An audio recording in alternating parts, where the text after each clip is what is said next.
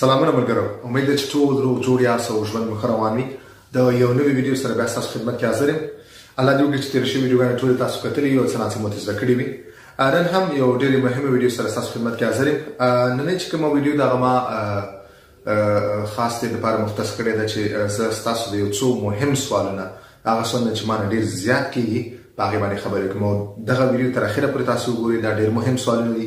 کیدای شي دا سوال تاسو هم لرئ او تاسو کمنټونه کړي، ما جواب نه درکړی په فیسبوک کې یا په ټیک ټاک کې یا په یوټیوب کې. نو هغه ستاسو مشکل، هغه سوال به هم حل شي.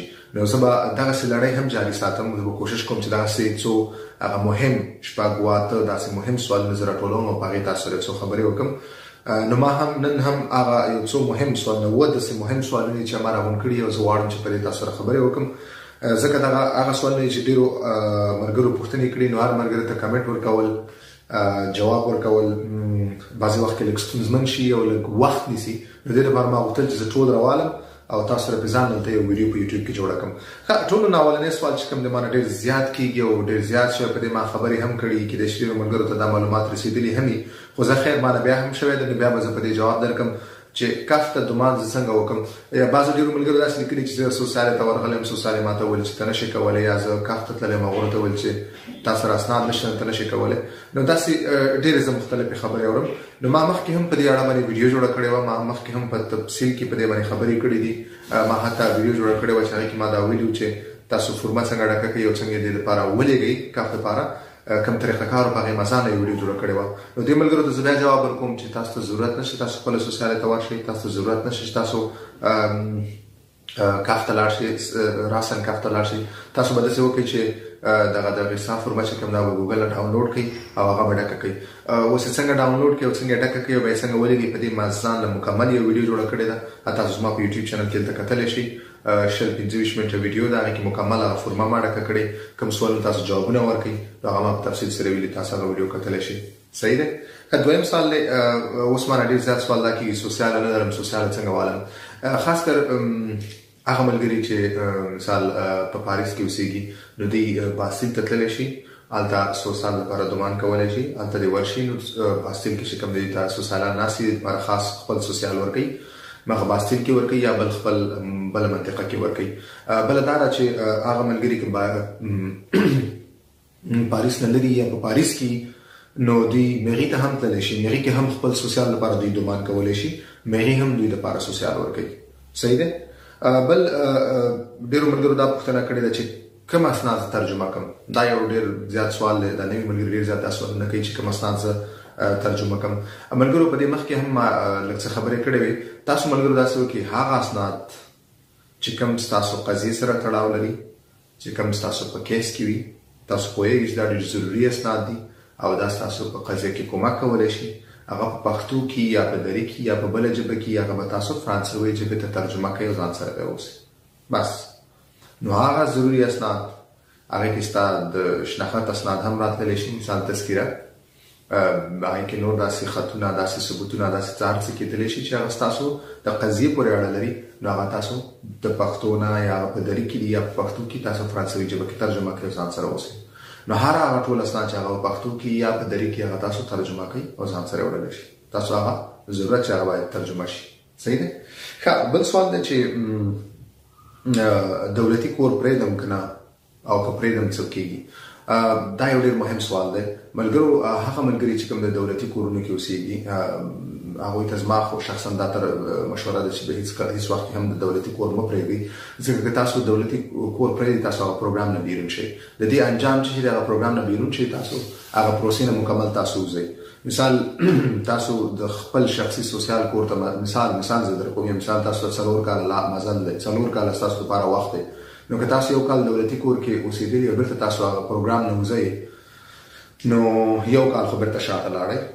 صحیح دی. یو کال هم ضایع شو. بل پروګرام شاملېدو کې بیا څومره وخت لګېږي، بیا کله تاسو پروګرام کې شاملېږئ، مثال یو کال تاسو بیرون خپلو ملګرو سره ژوند وکړو. صحیح دی. بخښنه غواړم، یو کال تاسو خپلو ملګرو سره بیرون ژوند وکړو، دا شو 2 کاله ضایع شو. بل کال تاسو فیصله وکړه تاسو پروګرام کې شاملېږئ، نو 3 کاله دا شو. 3 کاله او جمع هغه 4 کاله چې هغه څومره وخت دی، نو 9 کاله به تاسو خپل کور ته رسېږي، هغه مزل نور هم زیاتېږي.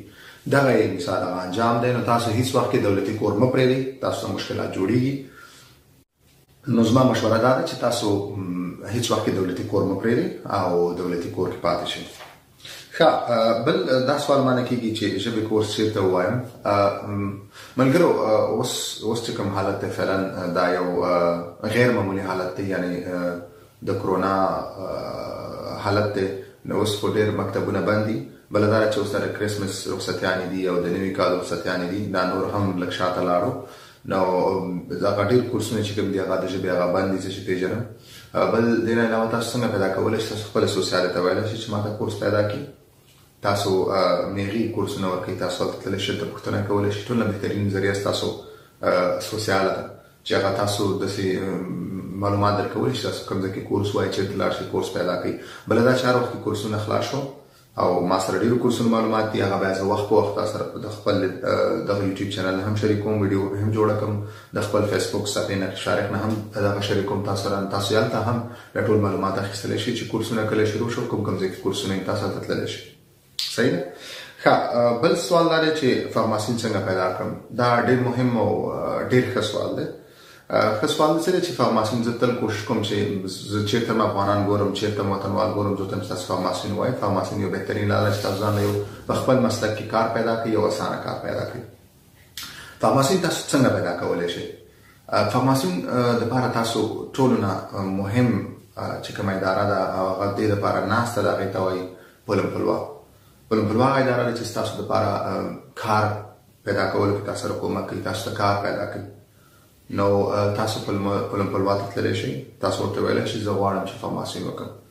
که چیرې پلمپلوا ته نه ځئ، سوسیال سره هم خبره کولی شئ، هم تاسو ته مشوره دې اړه کې درکولی شي. خو پلمپلوا واحد هغه ځای دی چې تاسو ته فارماسي پیدا کوي. ستاسو په کوم مسلک کې یا په څه کې تاسو تجربه لرئ، څه کې تاسو کار کړی، په هغې کې تاسو ته فارماسي پیدا کوي، تاسو ته فارماسي درکوي.